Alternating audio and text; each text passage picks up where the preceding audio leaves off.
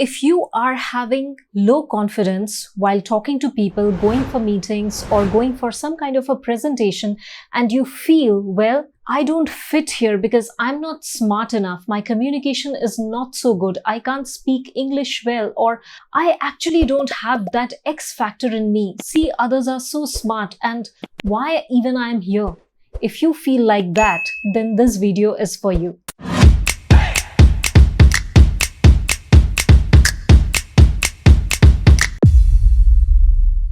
So let's say you have to go for a meeting physically at a place where you see a lot of people coming from different places and you feel intimidated in some or the other manner. Let's say with communication, let's say with your presentation, how you look, how you feel, let's say with your personality, or let's say even just by being there, you do not feel confident and you feel completely out of the place. Then what are the things you need to first know to understand that if you have to deal or if you have to be in the material world and if you're working in a particular industry where you have to show up every single day and most importantly to elevate your personality from within and outside as well, what are the things you need to do? First is clarity. Now, what do I mean by clarity?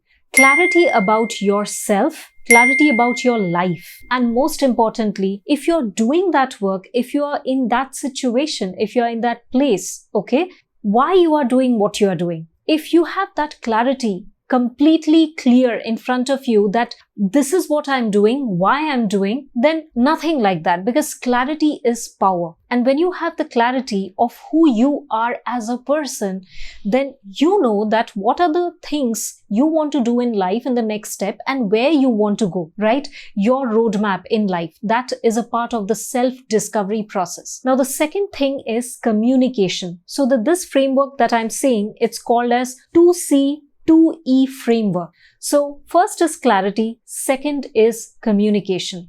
Communication, of course, you understand that when you are going to physically meet someone, or let's say you are going to an event, gathering, you have to present someone, or just you have to actually network with people. That is your job. That is something that is your bread and butter, right? Or that is something that will help you scale your business or career growth. Then that is something you really go all into. Now, what do I mean by communication? Is it just spoken English? No, it is not just about that. You can be fluent in any language, irrespective of English or not. But there are certain elements that you need to keep in mind while communication. First is listening. Before you open your mouth, you need to have the capability and the ability and the patience to listen. Okay, not hear, listen. Because when you are listening to the person in front of you, you are present in that moment. And what is the difference between just hearing and listening? When you hear something, you might not be fully involved what the person is saying in front. You are just having some other random thoughts that is going on in parallel in your head. But when you are listening, you are 100% involved what the other person is saying. This gives you an upper edge of understanding what the person is saying, why he or she is saying what they are saying, and what should be or could be your response post that. Okay. Next element is take a pause. Talk slowly. You do not have to talk fast just to, prove a point or just to jump to the conclusion or just to show people that, hey, you are one of them. You are so smart. No, you don't have to do that.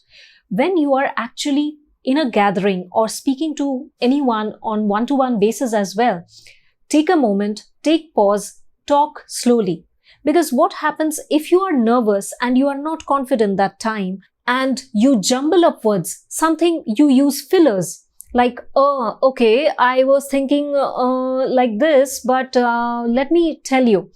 So what happens is the other person feels not so good about listening like that, isn't it? So what happens is when you take pause and you talk slowly means not in a sleeping manner, but when you take enough time to put the words in a statement in your mind and then spell it out, then speak it out, it becomes much more effective to the person standing in front of you who is listening to you. Okay? So communication with confidence, because that also shows that you are patient in listening. You are confident enough to speak, okay, in a particular manner. And this gives a better edge of, a presentation, or I would say a better edge of understanding that this person is actually a good listener. Whatever I said, the person is actually listening to it.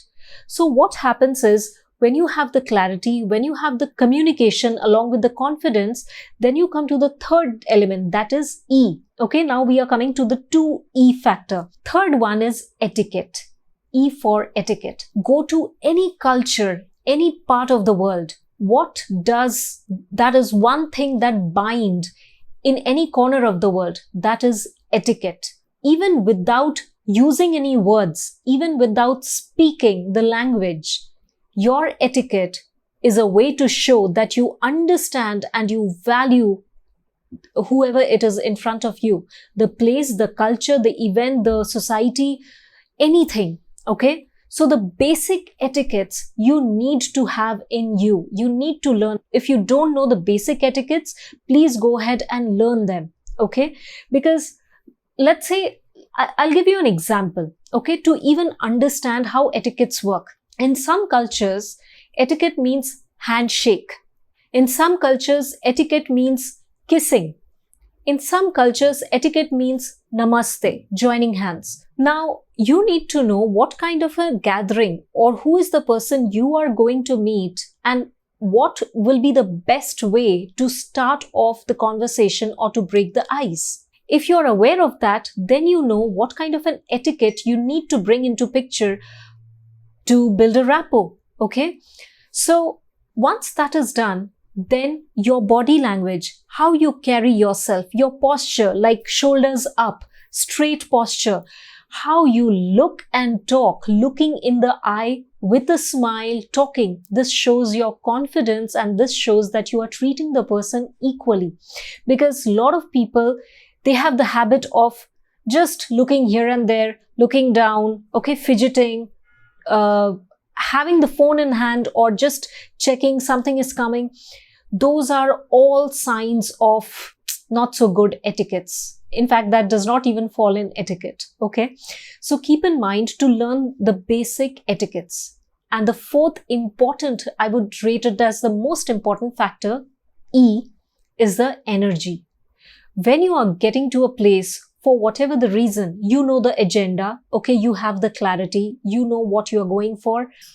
The most important thing is, what kind of energy are you going into? Like, what kind of energy you are having at that point of time?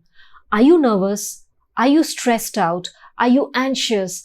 Are you angry? Are you bringing in the frustration and the baggage of last night's quarrel with your spouse? You are bringing it to that meeting or event still? What kind of an energy you carry is utmost important, because energy is infectious. It is contagious, right? So whatever energy you are having or you are feeling that time, you're carrying, the person who is approaching you or who is in front of you immediately catches that and immediately understands what kind of an energy you carry. And some people are very good in energy detection. So if they feel that this person is carrying some sort of a negative energy or vibe, they will soon cut off. Okay? And this might not be good for whatever reason you are there in that event or the meeting. So fourth most important element, which is the most important, is what kind of an energy you are carrying and, going into the situation or the circumstance in the meeting. 2C, 2E. This method, once you start doing it consciously every single time, even when you step inside your office, okay, your own home space, all these things matter. Because think about it. It is also a place where people look up to you. It is also a place where you want to build rapport. It is also a place where you want happiness, success, fulfillment, and the outcome as well.